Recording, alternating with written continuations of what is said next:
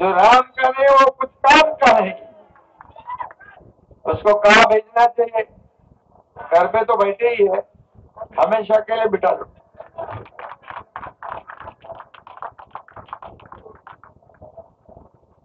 अभी निकले काम पे, सब सुपड़ा साफ होने के बाद काम पे निकलने से क्या फायदा है?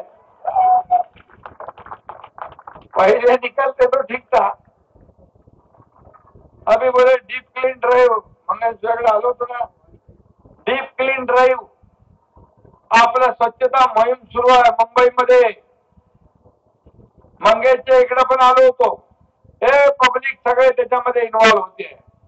दर रविवारी जवळपास 1 लाख लोकांना मी भेटतो। 1 लाख लोक आज 10 ठिकाणी थांबलेले असतात।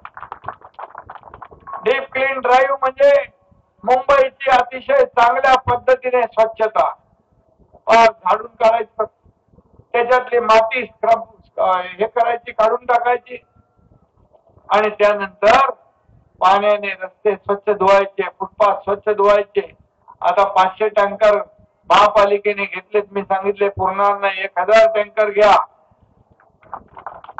आलटून पालटून अल्टरनेट डेला मुंबईचे रस्ते स्वच्छ झाले पाहिजे, मार्केट स्वच्छ झाले पाहिजे, भाजी मार्केट असतील, इतर आपली मच्छी मार्केट असतील, ही स्वच्छ झाली पाहिजे। अशा प्रकारच्या सूचना मी आयुक्तांना दिल्या। आणि ते करत असताना मुंबईतलं प्रदूषण 350 वर गेलं होतं, आता ते 120 वर आले, 100 वर आले। हा बदल झालेला आहे, हा परिणाम झालेला आहे। आणि परवाच्या दिवशी आदरणीय राष्ट्रपती महोदयांच्या शुभ हस्ते या महाराष्ट्राला स्वच्छतेमध्ये देशात नंबर 1